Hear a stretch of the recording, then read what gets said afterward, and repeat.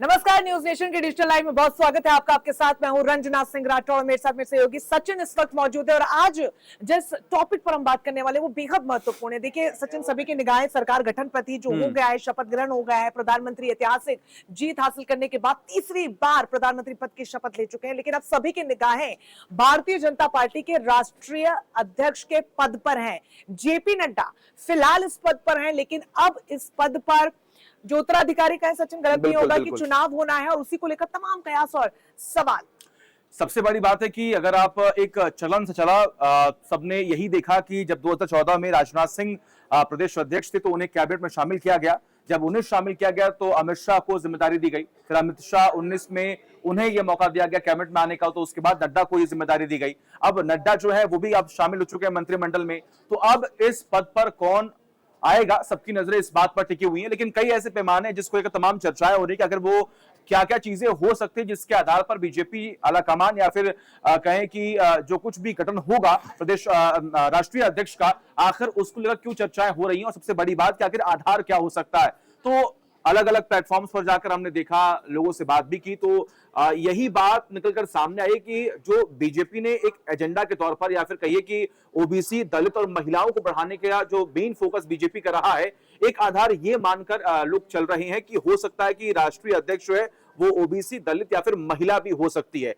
इससे इतर बिल्कुल बेहद महत्वपूर्ण ये है। बहरहाल मैं आप सभी को बता दूं कि जनवरी में ही कार्यकाल चूंकि जेपी नड्डा का खत्म हो चुका था, लेकिन लोकसभा चुनावों के चलते उसे थोड़ा सा एक्सटेंड किया गया। और अब चूंकि हरियाणा और महाराष्ट्र में विधानसभा चुनाव हो रहे हैं, ऐसे में एक बार फिर से तमाम दिग्गज जो है वो चुनाव प्रक्रिया में, प्रचार प्रसार में व्यस्त हो जाएंगे। तो उससे पहले संभावना है और उसकी कोशिश भी सचिन देखी की जा रही है कि राष्ट्रीय अध्यक्ष का चुनाव कर लिया जाए। जैसा कि बखूबी आपने जिक्र किया, महिला हो सकती है, ओबीसी से हो सकता है, क्योंकि इससे पहले भी हमने जब शपथ ग्रहण देखा और हमने जब मोदी कैबिनेट की जो बैठक भी हमने देखी और 3.0 में जो तमाम मंत्रियों को शामिल किया गया, क्षेत्रीय राजनीति हो या फिर जातिगत राजनीति हो, सभी को साधने की कोशिश की। और साथ ही आगामी विधानसभा चुनावों को भी ध्यान में रखते हुए मंत्रिमंडल में मंत्रियों को मंत्रालय वितरित किए गए और मंत्री पद यहाँ पर शपथ दिलाई गई है। तो बेहद महत्वपूर्ण ये भी देखना होगा बहरहाल क्या उसका रिफ्लेक्शन ये कहें कि एक बार फिर से अध्यक्ष पद का, राष्ट्रीय अध्यक्ष पद का जब चुनाव यहाँ पर होगा तो उसमें भी देखने को मिलेगा। हालांकि अभी तक तो जेपी नड्डा पद पर है, लेकिन चूंकि भारतीय जनता पार्टी की जो नीति रही है हमेशा से एक पद और एक ही व्यक्ति की, तो वो उसी राह पर बीजेपी आगे चलना चाहेगी और उसी की कवायद अब यहाँ से तेज होती हुई नजर आ रही है। और देखिए सबसे बड़ी बात है कि इसमें संघ की भूमिका जो है वो बहुत ही महत्वपूर्ण है, क्योंकि हमेशा से इस बात का जिक्र होता है कि जो जिसकी पार्टी में पैठ मजबूत हो, पकड़ मजबूत हो और जिसकी संघ में भी पकड़ मजबूत हो, उसे ही राष्ट्रीय अध्यक्ष बनाया जाता है। इस बार चर्चाएं इस बात की हो रही हैं कि अनुराग ठाकुर को शामिल नहीं किया गया केंद्रीय मंत्रिमंडल में, तो हो सकता है कि उन्हें उनकी जिम्मेदारी को और बढ़ाया जाए, उनके कद को बढ़ाया जाए। वहीं दूसरा नाम यह है कि देवेंद्र फडणवीस को लेकर तमाम चर्चाएं हो रही। वजह यह कि महाराष्ट्र में जो सीटों का जो हमने देखा कि बहुत ही कमी बीजेपी को हुई, यानी कि जो आंकड़े बीजेपी चाह रही थी वो वहां पर अचीव नहीं कर पाई। उसके बाद उस हार का जिम्मा खुद देवेंद्र फडणवीस ने लिया और अपने पद से इस्तीफा दे दिया। तो अब उम्मीद ये लगाई जा रही है, क्योंकि गृह मंत्री अमित शाह और पीएम नरेंद्र मोदी के बेहद खास, उनके गुड बुक्स में वो आते हैं, तो हो सकता है कि एक पद जो है उन्हें दिया जाए, अच्छा पद दिया जाए। तो चर्चा इस बात की कि उन्हें भी ये मौका मिल सकता है। इसके अलावा अगर हम बात करें तो महिला का तो हमने जिक्र कर दिया, लेकिन सबसे बड़ी बात कि सुनील बंसल का इसमें जिक्र हो रहा है, क्योंकि उनकी भूमिका बहुत ही महत्वपूर्ण रही है उत्तर प्रदेश में, पश्चिम बंगाल में, ओडिशा में, क्योंकि वो चुनाव प्रभारी रहे हैं, तेलंगाना में। लेकिन परफॉर्मेंस के आधार पर अगर देखें तो सबसे फिट चेहरा जो है वो सुनील बंसल का ही बैठ रहा है। लेकिन युवाओं की बात करें और तो उसमें अनुराग ठाकुर का चेहरा जो है वो फिट बैठता हुआ दिखाई दे रहा है, क्योंकि उनका पोर्टफोलियो बहुत अच्छा रहा है, गुड बुक्स में वो रहे हैं और उन्होंने अच्छा काम किया, उनकी इमेज बहुत क्लियर है। तो हो सकता है कि बीजेपी जो है उनके नाम पर मोहर लगा सकती है। बिल्कुल, और बहुत महत्वपूर्ण फैक्टर है आरएसएस से जुड़ा का। जो भी आरएसएस के करीबी रहा है उसको हमने वक्त दर वक्त इस पद पर देखा है। चूंकि अलग अलग नामों का आपने जिक्र किया, लेकिन महिलाओं को लेकर भी एक अलग तरीके का फोकस इस बार देखने को मिला है। 3 बार हैट्रिक जब नरेंद्र मोदी लगाते हैं और प्रधानमंत्री वो बनते हैं, तो वो जो महिला वोटर्स है उनकी निर्णायक भूमिका पर बार बार फोकस करते हैं और हाईलाइट करते हैं। तो यहाँ से एक इशारा भी मिलता है सचिन की शायद महिला राष्ट्र अध्यक्ष हो सकती है, और ऐसा कभी पहले हुआ भी नहीं है। तो तो कुछ अलग भी देखने को मिलेगा, महिलाओं का प्रतिनिधित्व बढ़ेगा और बार बार महिलाओं पर जो फोकस किया जाता है, क्योंकि मंत्रिमंडल में भी आपने देखा कि तमाम दिग्गज महिलाओं को शामिल किया गया, लेकिन राष्ट्रीय अध्यक्ष के पद पर महिला अब तक नहीं भारतीय जनता पार्टी का जो नेतृत्व वो कर पाई है। महिलाओं में अगर हम देखें तो एक नाम बहुत ही चर्चा में है, वो है आंध्र प्रदेश की बीजेपी प्रदेश अध्यक्ष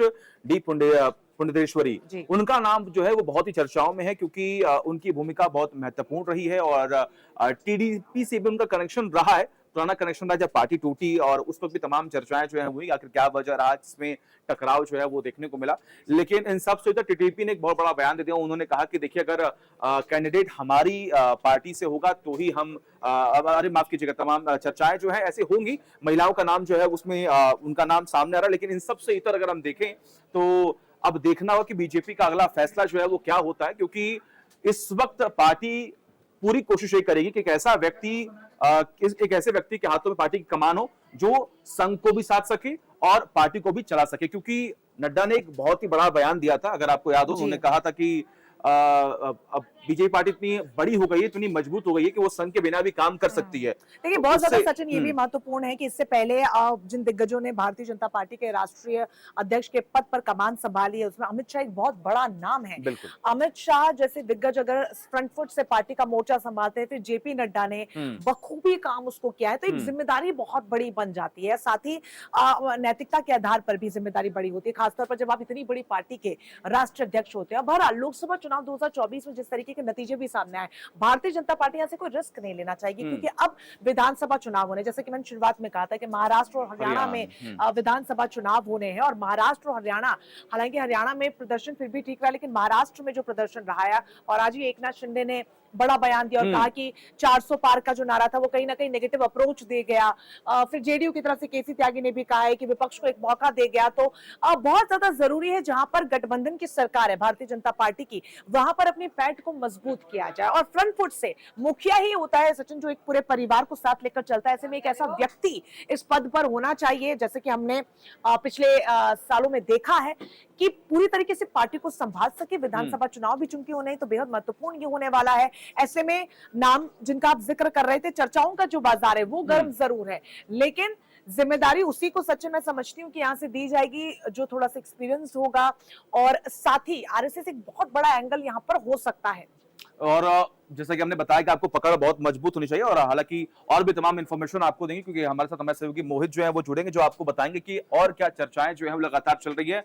मोहित, क्या लग रहा है आपको, इस बार पार्टी का अध्यक्ष कौन हो सकता है? देखिए, ये सबसे अहम स्थिति है, क्योंकि जैसे 2024 का जो अभी चुनाव रिजल्ट आया है वो एक तरीके से एक बहुत बड़ी चुनौती लेकर आया है कि क्या जो आने वाले राज्यों में विधानसभा चुनाव है वो भारतीय जनता पार्टी के लिए बहुत महत्वपूर्ण हो जाएंगे। तमाम नाम है, युवाओं को लेकर भी नाम है, दलितों को लेकर भी, क्योंकि जो दलित वोट बैंक जो एक तरीके से कहा जा रहा है कि जो एक बात थी कि संविधान बदलने वाली जो एक मैसेजिंग लोगों में हुई, उसके बाद जो वोट बैंक सीधा सीधा भारतीय जनता पार्टी के लिए लेना वो मुश्किल हो गया। तो वहाँ पर दलित वोट बैंक को साधने के लिए वहाँ पर एक दलित अध्यक्ष भी दिया जा सकता है। जैसा अब जब सरकार बनी तब प्रधानमंत्री ने खुद जाकर संविधान को अपने माथे से लगाया, तो वो एक बहुत बड़ी मैसेजिंग है। अगर संगठन के तौर पर देखें तो कई बड़े नाम है, जैसे अभी अब हम लोगों ने चर्चा की कि सुनील बंसल हो गए, विनोद तावड़े हो गए। सुनील बंसल के बारे में बताएं कि भारतीय जनता पार्टी कभी भी पावर सेंटर एक जगह नहीं होने देती है, वहाँ कई सारे पावर सेंटर्स होते हैं और पावर का डिस्ट्रीब्यूशन होता है। अगर बात करें सुनील बंसल की, तो 2014 में उत्तर प्रदेश में प्रभारी बनाए जाते हैं, उसके बाद से लगातार एक एक विधानसभा में सुनील बंसल के बारे में जानकारी है कि आप उनको विधानसभा ने या बूथ का नाम बोलिए, उनको एक कार्यकर्ता का नाम वहां पर पता होगा। वो उन्होंने इस तरीके से संगठन उत्तर प्रदेश में बना दिया था। सुनील बंसल के बारे में एक चीज और है कि उनके संगठन की मजबूत पकड़ इतनी थी कि सरकार तक को जो है उनके फैसले मानने पड़ते थे। वो 2022 तक के इलेक्शन में भी कई बार देखने को मिला कि ये संगठन का अपना फैसला होता था और सरकार का अपने फैसले होते थे, और उस पर तमाम खींचतान या यूं कहें तो राजनीति भी होती थी। लेकिन कैसे एक बैलेंस में दोनों चीजें चलें, एट द एंड गोल की मतलब आखिर में जो तय होगा कि पार्टी और सरकार एक ही लगे, तो वो बैलेंस जो है तमाम मत मोहित, तो चूंकि मैं एक महिला हूं तो थोड़ा सा बायसनेस हो जाती है। महिला राष्ट्रीय अध्यक्ष के तौर पर आप इसको कैसे देख रहे हैं, क्योंकि इससे पहले कभी हुआ नहीं है और महिलाओं के प्रतिनिधित्व को लेकर या महिला वोटर्स को लेकर लगातार फोकस प्रधानमंत्री खुद फ्रंट फुट से करते आए हैं और अब काफी आभार भी जताया। तो क्या ऐसा भी कुछ देखने को मिल सकता है, कोई ऐसे समीकरण होते हुए नजर आ रहे हैं? देखिए, जिस तरीके से भाजपा की कार्यशैली है, अभी खुद प्रधानमंत्री हैं, चूंकि सारा पार्टी का जो भी चीजें हैं वो इर्द गिर्द प्रधानमंत्री की ही घूमती है। उसके बाद जो जिम्मेदारी आती है अमित शाह पे आती है और तमाम जो महासचिव हैं, चाहे बीएल संतोष हों और तमाम जो जितने नेता हैं उन पर आती है।